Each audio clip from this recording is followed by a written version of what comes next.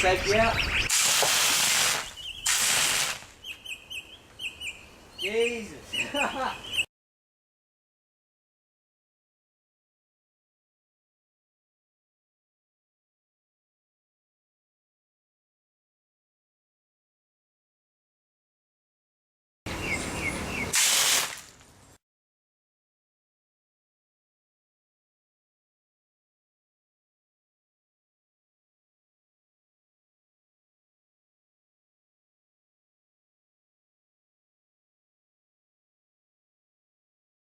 The basic materials you're going to need for this project is some lengths of PVC or electrical conduit, an arrow or a 6mm tube that fits BBs quite well. I'm using an arrow because I can't buy a 6mm tube, but the hole fits the BBs quite well. You're also going to need a little rubber tyre valve. These cost less than $1, and a fire extinguisher. Now before we start, we're going to make a couple of modifications to the fire extinguisher. You just want to release all the gas out until this little PSI gauge here reads 0.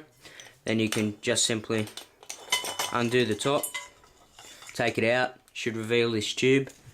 You just want to untwist the tube, make sure this part doesn't untwist out, clean it all out, clean the inside out, leave the tube to the side, and then screw this back in. Okay, so the next step is to drill a hole in your fire extinguisher slightly larger than the top part of your valve.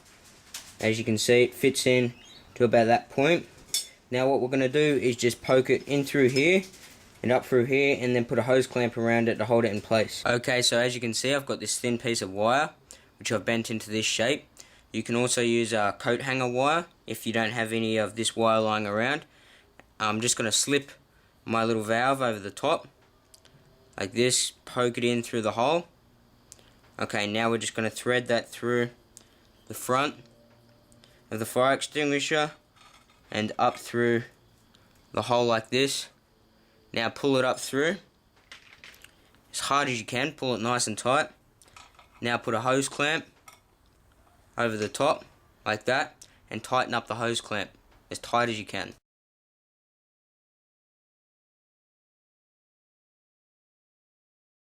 Now that the hose clamp is nice and tight on the valve, we're just going to cut off the excess with a pair of side cutters. Now simply screw the top back on.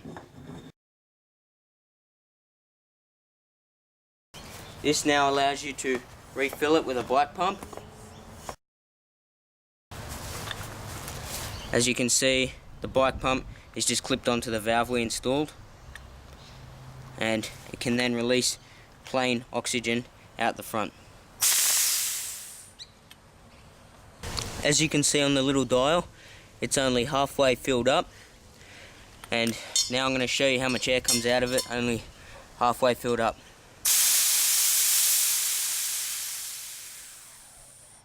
That's a lot of air and it's a lot of recoil.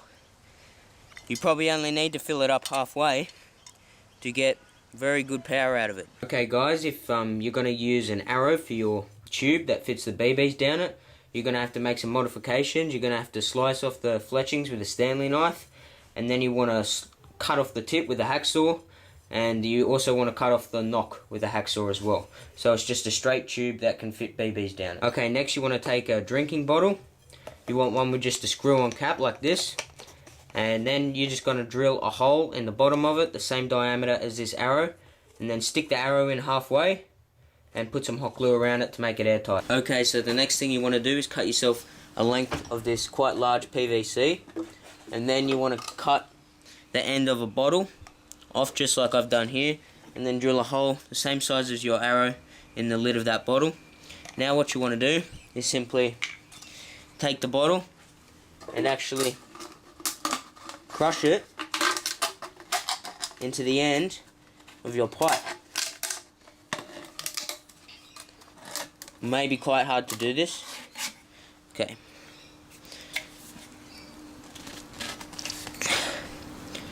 So you want to push it in enough so that you can take this bottle with the arrow that we hot glued in, push it through all the way like this, and you want to have the tip of the arrow just sticking out the end of the bottle that you crushed in.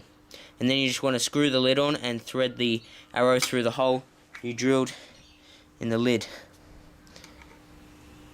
And then just tape this part on. Tape this bottle to the piece of PVC. As you can see, we've taped the bottle to the piece of PVC, and the tip of the arrow is just sticking out there, and that's going to act as your main barrel. And this part is going to be where you hold all your BBs. Okay, so the next step is to cut 6 lengths of PVC. That's about the same size as the little barrel device we've created there. And now I'm just going to show you how to tape them on. So what I've just gone and done is put elastic bands around all the pieces of PVC we cut, and I've simply held them on with that. And so you can actually position them quite easily so that they're nice and even, and then you just got to wrap all over the elastic bands and tape to hold them nice and steady. Okay guys, so I've wrapped some tape around the elastic bands. It's holding there quite well, but I also added some little bits of hot glue where it's touching the PVC just to hold it extra strong. Okay, so the next step is to take this tube that we pulled out from the center of the fire extinguisher before and connect that from the nozzle into the back of the bottle that holds the ammunition. I'm just going to drill a hole in the bottle and hot glue the tube in, and then I'm going to hot glue it to the nozzle of the fire extinguisher.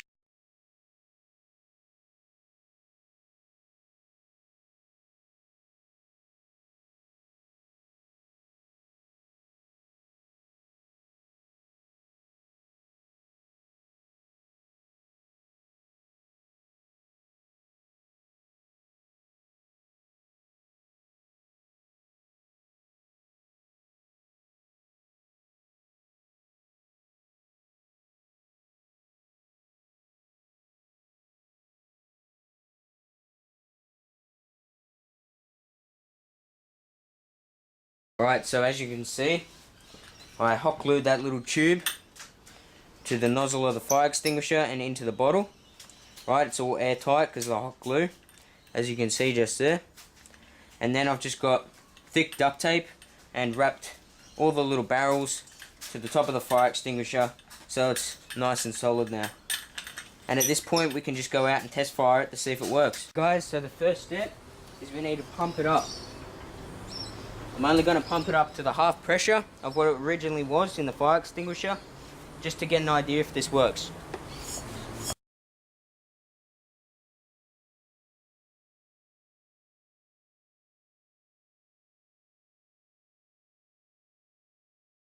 The next step is to fill it up with your airsoft pellets.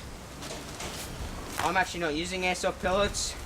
I'm using these very cheap beads.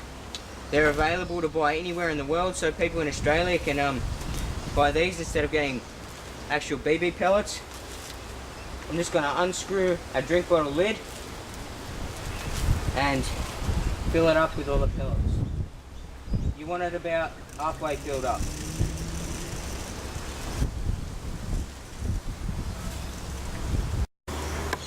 Okay, so the target we've got today is a terribly drawn zombie head on a piece of paper, and we're going to see if we can absolutely destroy it.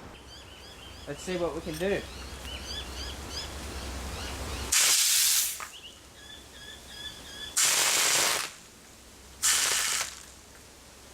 Alright, let's have a look. That worked pretty well. Absolutely destroyed that zombie head. That fired out about 500 rounds just then. Unbelievable.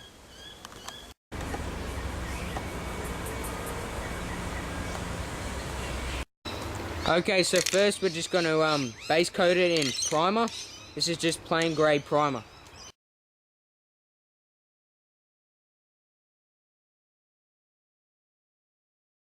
I'm just going to spray it with this matte black paint.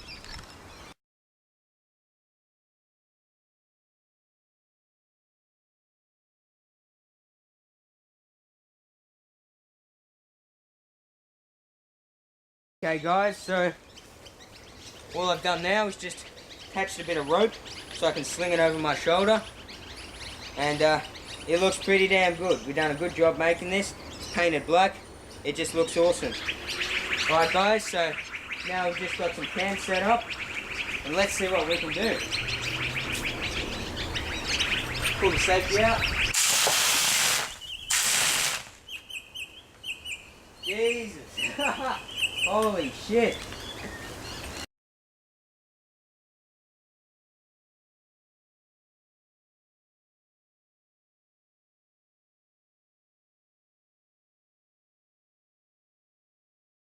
Okay guys, so what we got there is a piece of particle board.